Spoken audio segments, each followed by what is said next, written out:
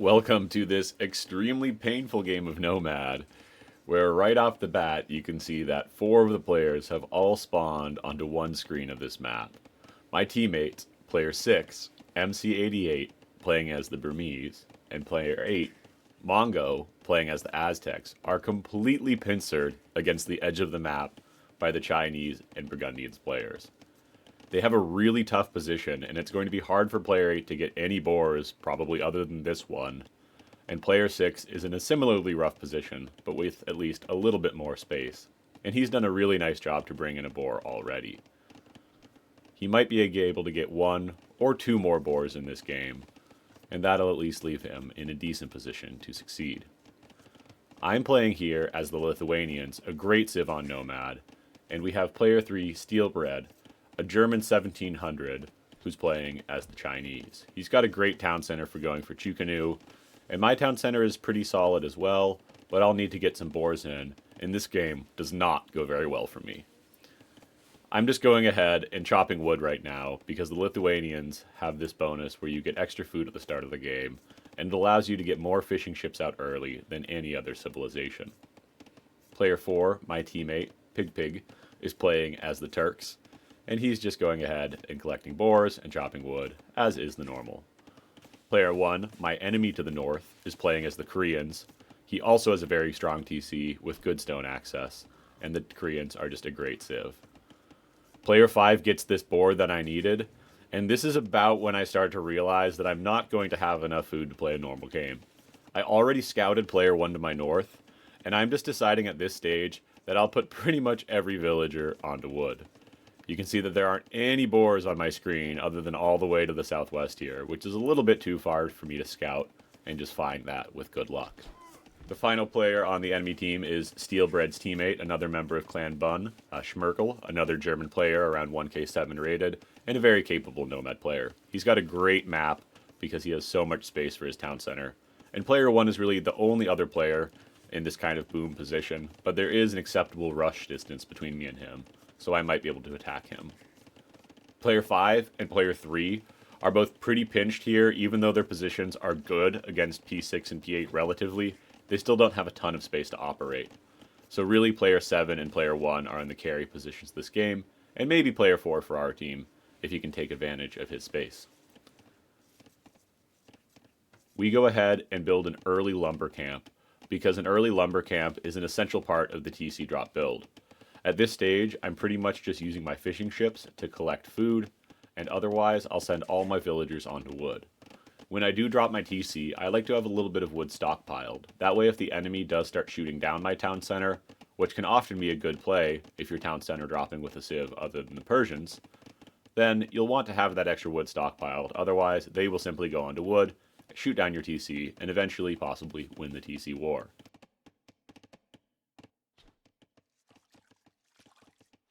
I recognize that I'll probably lose my fish in this game, and that I'm just not very safe or in a good position in general. As I approach the enemy's town center, we'll just go ahead and check out the fog of war on our villagers.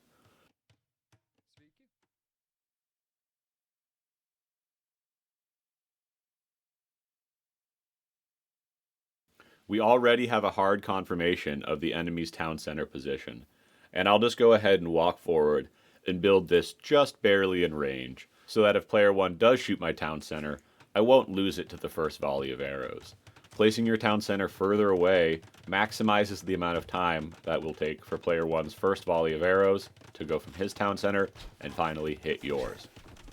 As long as we get the town center up, we'll be in a good position to garrison these villagers and start shooting. Player 1 has a pretty pinched map here, and he only really has access to this one wood line because I should be able to scout him moving out to the other 2.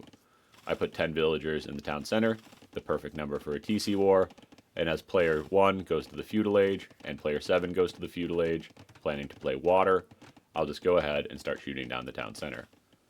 I don't really have a lot of prospects for protecting my fish in this game, because player 8 is only just clicking up and P7 will pretty easily be able to kill my fish or at least push them away.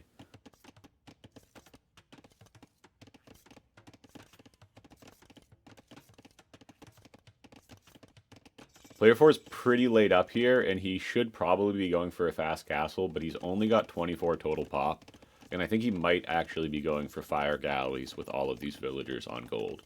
I don't really love this play, but if he can get up to the castle age relatively soon, that'll be okay.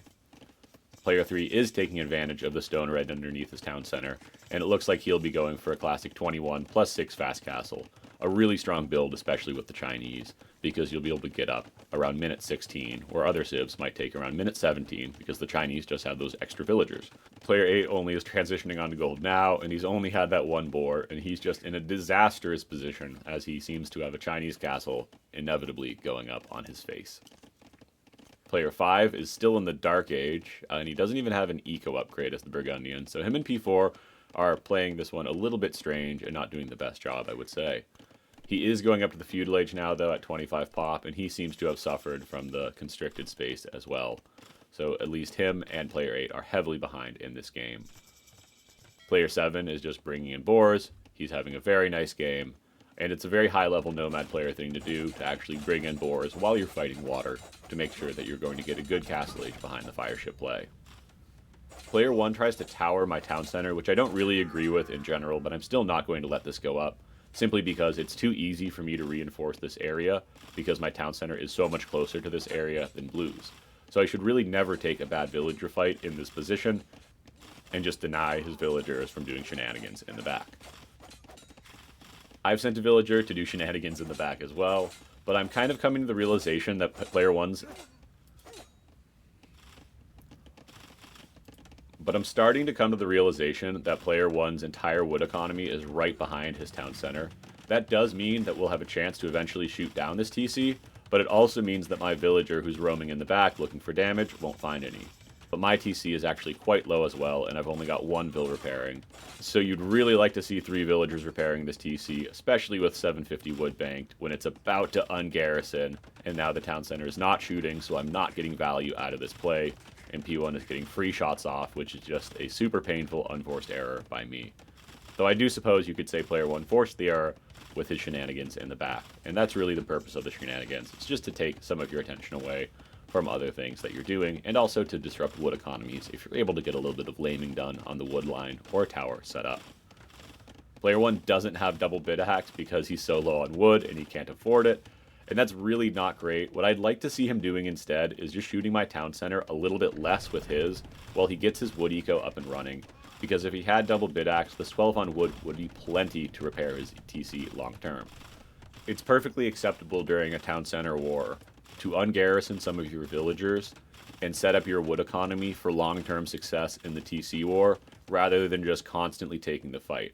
I have plenty of wood, so player 1 taking the shots against my TC was never really going to work, and his villagers ungarrison as the castle goes up from player 3 right on P8's face, and player 4 is still going for this fire galley play, and he'll be up to castle age around minute 20. Our team is in a decent position now, I'd say. Player 4, who has also gone water, is going water now against Schmergel. P5 has 5 and 5 KD, good for 3 of my fishing ships, and P4 has gone ahead and pushed back that navy at least. Player 8 also has galleys here, which are really the dominant unit in the feudal age, and he'll be able to shoot down these fire ships if he has good micro. The fire ships are very powerful in smaller numbers, but once you have a few galleys massed, you should be able to hit and run relatively effectively, but unfortunately P8 doubles back, which is a huge mistake, and his ships get completely roasted. But it's pretty hard to play galleys when you're getting castle dropped at home, so you really can't blame him, but at the same time, he just never should have gone galleys when he was cornered against the edge of the map. Player 1 didn't have enough wood to keep this TC up, and now he's fully running, and we're fully chasing. I'm probably overcommitting a little bit here, but I kind of have this philosophy that once you start doing town center wars, you should keep trying to do them as much as possible to as many players as possible. It's going to take me a really long time to reboom in this game, so I would rather just keep trying to pressure the enemies and allowing my teammates in stronger positions to win the game. So if I can help against P3, maybe P8 or P6 can get in a better position. That's the theory, at least. It might not work out that well. Player 1 is actually now chasing P4 out of his base, and this is one of the things that can happen when you just fully displace an enemy, is that they might just show up in your ally's base, and it's not actually great for your ally because they'll start having to deal with that foe villa warring them, and player 1 could even, in theory, drop a town center on p4 once he has enough wood to do so. Player 5 is on the way up to the Castle Age, but he's in a pretty poor position overall, as he should be up around minute 17, not around minute 21, since he doesn't have any military on the field. He does have some eco upgrades at least now, and he's spread out a little bit around the map, but because I don't think he's in a very good position, and P3 has the top score, and these Chukanu, which are quite threatening, and I don't know where those are right now, so I'll try to drop a town center right on his face, using my wood economy here, and my wood economy in the north to power this TC drop. But the Chukanu find me, and player 1 is not about my shenanigans, and he starts to wall me in. And these Chukanu do so much damage against the villagers, and I'm trying to knock this gate down, but P1 keeps it up, and I just completely lose all of these vills. If I had taken any type of trade here, I would have been so much happier than with this situation, because I just get completely ripped apart by the Chukanu, basically for free, and now player 1 and player 3 are completely non-threatened by me, and I'm just very sad with the situation. Once again, though, I am not somebody to just fully give up, and I'll just run forward, and I'll accept that I can't do player 3 because he's in way too strong of a defensive position with the Chukanu and player 1's villagers scouting, and I probably could have been a lot craftier. I dropped this gate here to try to set up the TC position and make the villagers lined up with it, but then I misclick it slightly, but we will go ahead and get a villa walled in here, and player 5 starts to shoot down the town center, but we will get it built. We still have 600 wood in the bank, so we seem like we're in an okay position at this time, but player 5 is shooting this down, and as I've said, he doesn't really seem like a Nomad player, and having 13 villagers inside the TC for a TC war is total overkill, as you only need 10 garrison for the maximum amount of arrows. Player 1 starts to recover, and the only thing that can be said here is at least we did knock his town center down, and we've set him back significantly, so war wagons won't be on the map in the early game. Player 4 has gone for 1 mangonel in defense of the crossbows, and I really don't like how passive he's being here. He should be continuing to produce siege and rolling out across the map, trying to get pressure on player 3 and trade against his forward mangonel here, and then he would have access to denying wood lines and possibly building a forward castle. As the Arambai start to take a skirmish against the Chukanu, but the Chukanu have the hill and they have the range advantage, and player 6 doesn't really have the mass to step up and get close yet. Chukanu are really strong in these numbers, but if the Arambai had a mass of around 30, they can really start to dive archer groups and completely rip them apart. Archers are very bad against massed Arambai. Pretty much everything is bad against massed Arambai. The Arambai are being fairly passive right now, though, and we haven't hit P7, who has a free boom. So I ping player 6's Arambai and tell him to go look around the map where player 7 might be, based on our scouting. He does go ahead and mobilize here, and as long as we're attacking the enemy's carry position player, we should be in an okay spot. P7 does have the highest score in this game, but P6 has just as much economy, and with the Arambai out, he's in a really nice position because player 7 is going heavy water, and he's mainly committed there. Player 3 is going to go ahead and add a castle forward on player 4, and as I said, if you just go for this super passive style of play that P4 had, you're going to end up in a terrible position and just get castle dropped right on your face. Having 1 mangonel in defense doesn't really do anything for you because the enemy just needs to show up with 1 mangonel and 1 other unit. They'll kill your mangonel and drop a castle on your face. It's just not a very legitimate defensive approach. The best defense is, in this case, of course, a good offense. The Arambai find player 7, and while this group of Arambai don't have a ton of kills yet, they're still in the right position now, enforcing reactions from the correct player. Player 3's Chukanu roll over, and I start to see these in the fog of war, and this is quite intimidating, but I'm also not that sad to see that player 3 is still pressuring me, because in theory, that means that my teammates will be okay. I don't actually realize in real time that a castle has gone up on P4's face, and that he's in such a bad position now. And again, the fact that player 3 is over here with his Chukanu, while still getting a castle up on player 4's face, really emphasizes how passive we were in this game. It means that P4 is just in a world of hurt, how he's now somehow losing 2 TCs, even though he theoretically had a mangonel in defense. There wasn't really a siege defense, though, because the siege wasn't being produced, it wasn't being moved forward, and it wasn't being microed. To be fair, though, I've certainly done my own disasters in this game, and I've allowed player 4 to be pressured by completely failing my TC drop on P3. My wood count is starting to run pretty low as this town center is on my face, but I've still got 17 on wood, and that should be enough to keep the town center up, as you really only need about 15 on wood, and an average of 2.5 repairers to keep the TC running. We've really spread out here, so I feel relatively confident this stage. I'm kind of laughing that player 3 is over here. I think it's a bit of a waste of his time, and I'm thinking that I'm going to be totally fine in this game because I've got tons of eco in the north, I've added some docks in the south, and I'll just go ahead and build some wall. But player 5 has a different idea here, where I'm not walling them out, but he's going to wall me in. And I probably should have abandoned this position right at this stage when I realized what was happening and just scattered my villagers and looked for greener pastures. For my part, I'm thinking I've got villagers all over the map collecting wood. I can repair this TC forever.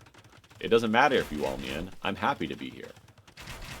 Player 5 is definitely doing a lot to make sure that I'm not going to be able to get out of here and do this again, which I like by him. But I also kind of feel like he's in a position where he's putting a lot of investment into killing a player who already engaged player 1, and I'm also currently being tracked by all of these Chukanu. So I'm really happy to be kind of in a 1v3 position, knowing that my team should be okay. Unfortunately, player 4 has really been pushed heavily by P3, and because I do recognize that the Chukanu are in this area, I'll try to run some villagers, but we start to take heavy losses again to these Chukanu. And they're up to 20 kills, and it just feels like all of those are my villagers, and I'm not very pleased with that. I'm going feudal age though, and I have 41 population, so even though it looks like I've been pretty badly destroyed this game, I kind of feel okay. As long as I have all of these little bases around the map, it's going to be very hard to defeat me. Player 6 and player 3 are both going up the Imperial Age, and player 6 only has 4 kills on these Arambais, so it seems like P7 has done a really good job defending, and it's possible that P6 just hasn't been quite as active with these Arambai as is ideal.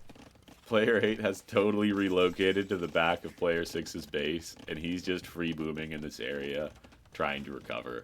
He had a pretty rough start, but always going for this 4 TC boom when you lost your first town center means that you're going to be in the game insanely late. And most players who are going for army will tend to be in the Imperial Age even around minute 33 when we have players hitting imp now. And a free boom can usually leave you an imp at minute 30 pressuring the map. But again, he was heavily delayed, so we just have to be hopeful that our team has been able to slow down the enemies as well. We did lose all the villagers on this wood line, and I didn't really realize this at the time. And we're starting to lose the villagers on the outskirts of the map, and the enemies are starting to realize where we are. Player 6 continues his push into P7's base, and he's really getting good map control now, and he's put P7 in a really tough position where even though P7 has a great population, he's just been completely pushed out of his base. Player 3, though, does have trebs coming out, and it doesn't seem like player 6 is nearly as focused on this area as player 3 is, and you'd really like to see the Burmese player going for both chemistry and getting some siege workshops up at home to produce bombard cannons in defense of the Chinese trebuchets. Player 5 has gone for a double town center drop on me now, and we almost shoot down this TC, but unfortunately he does repair it. When we mentioned that it requires about 15 lumberjacks and 3 repairers to keep up a town center against one enemy TC, it naturally will take twice that, so 36 villagers to keep a town center up against double TC fire. So there's just no hope of keeping this TC up. And I really do like this play from P5, because I was thinking I'm just going to stay here indefinitely and just hang out in this area, but he's thinking he's going to shoot my town center down and make it completely impossible for me to repair. When you do have a 2v1 situation in the TC war, it means that you should probably just give up. As player 6 continues to push in the north and just take P7 out of the game and destroy his base, he's really losing at home, so you have to question this decision. He's not investing nearly as much in this area as player 3, and even though he has a significantly stronger position than P3 overall with 70 villagers, 28 army, versus 55 villagers and 19 army, he's not going to be able to win in that area. There's another castle up on player 4's town center, and he's just been getting castle dropped out of this game, and the trebs are now out, and he's going to completely lose this area of his starting economy. The war wagons have come home to their starting wood line, and he's towering it and killing it with the wagons. It's a little bit overkill, but he's come home for revenge. I'm rebuilding a town center now, out of range of the previous two, but player 5 unrelentingly just comes forward, and he has so many TCs at this point. But for him and me, they're basically just military buildings. He's got 83 economy, but absolutely no resources in the bank, and he's really not in that good of a position, and I've been having a ton of fun in this game. And it feels like everyone is getting castle dropped or town center dropped out of this game, and is in a really tough position. Player 8 is finally up to the Imperial Age with 103 villagers, and he might be in a position to carry our team, as the enemy team is maxed out at 67 and 84 villagers, without any prospects of going Imperial Age for those players.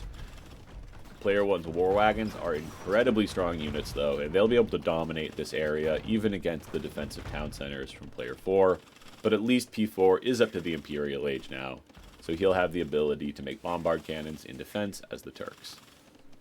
Our town center is getting shot down by towers from the far side and a town center from the front, and the real problem for me here is that there's nowhere for me to repair with my villagers, so I'm trying to find these little tiny nooks where I can repair or batter my way out, and I'm starting to get just a little bit desperate, realizing that I'm losing my wood economy in the north. I'll try to repair this town center, and I've got 1,000 wood in the bank, but every time I repair, I'm just getting ripped apart by the tower, as my villagers are just standing there completely still, eating tower fire. He's only got 13 Arambai remaining, but they've got 15 kills, and P7 is reset down to 67 population. So P6 definitely did his job in terms of killing P7, the boom player on the enemy team, but P6 was also in the carry position for our team, and in terms of keeping himself alive, that hasn't really happened. So we're going to need player 8 to step up here and take over that position. Player 3's trebuchets just continue to pressure P4's base, and P4 is not really doing a great job of getting bombard cannons out. He seems like he's just completely shell-shocked in this game, and is kind of panicking, running around the map, not knowing exactly what to do. But 43 pop is actually way more than a Turkish uptime on Arena for a fast imp, and you can get plenty of gunpowder units out with that uptime.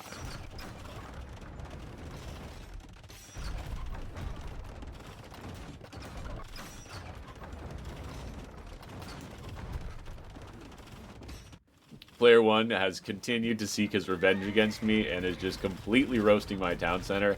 And I'm starting to wonder where my villagers are, because I've got 15 vills right here, but only about that many on the map in general, and I'm having a hard time knowing if there are actually any survivors remaining. I'm seeing 8 villagers overall and just 6 in this area, so it looks like I might have 2 remaining, but one of them has just no HP left and he's running around in P7's base. I'm just looking for somewhere to set up a wood line in this area, but somehow P7 has absolute eagle vision and just decides to kill this villager with these 2, and I'm just absolutely lost at this stage. P7's got a vill running around here in the south, and I think I should have one by my docks, and I'm really hopeful that I do, and I do find that villager, who's actually just mining stone, trying to get to the point where I'll have enough stone for a new TC. He's the lone survivor of my entire village, and I have no town center and just absolutely no hope. P6 has repaired this castle for a ridiculous 29.7 thousand damage taken. That means he's full repaired this castle over 5 times, which costs like 2,000 stone to do. It's a huge hold from him, and I really do respect that play. Even though he lost control in the east, he didn't end up letting it kill him. He probably should have had the bombard cannons out, and he wouldn't have even needed the eagle support. But hey, he got the job done, and now his trebs are freely working on this castle while the eagles start to push across the map. And it seems like our team might be in the winning position here, at least from the score, even though we're down 100 economy units in this game. But that's largely just player 5 being completely ridiculously overboomed here, and I have no idea why he thinks it's a good idea to go for another town center, unless he's thinking about a Flemish militia play. But now the eagles are in his base, and I kind of feel like a lot of players just had their brains completely broken by this game, because this boom is just going to be annihilated by eagle raids, and P5 has no hope of recovering to the Imperial Age. P1 drops another castle, so he'll be up to double castle production on his war wagons. And war wagons do enough damage that they kind of can fight against Imperial Age Eagles, but it's still a really tough position, and it probably won't go well for them. The Chukanu are now engaging against the Eagle Warriors, and they do have that +3 range, but the Arambai are behind, and the numbers just aren't there for the enemy team. Even though they have a massive economy lead, our military value is 11,000, and theirs is only at 4.4 thousand. Our armies have better upgrades, and the units are just absolutely cleaning up the armies from the enemy team. These Eagles are so strong against ranged units. They have bonus damage, they have incredible armor, Garland Wars just came in, and P3's entire army just got wiped, and player 1 will tap out and resign. The enemy team starts to realize this game is going to come to an end, and that there's really just no hope against the Eagle Warriors without a significant mass of frontline units to tank the damage. They just completely rip apart the war wagons and completely rip apart the Chukanus. The units on our team max out at 18 war galleys for P4, who didn't really take too much initiative on land, 37 Arambai for P6, and then just the 100 Eagles from the Aztec player. The enemy team similarly had one player going primarily water, and then both a Chukanu and war wagon player. It seems like both teams also had one player, player 5 and I, who just did no military at all and went for just town centers. As we check the stats, player 1 actually has an amazing kill-death ratio. He did an awesome job to recover after taking the TC war, and player 5's is really bad, even though he got the second town center war.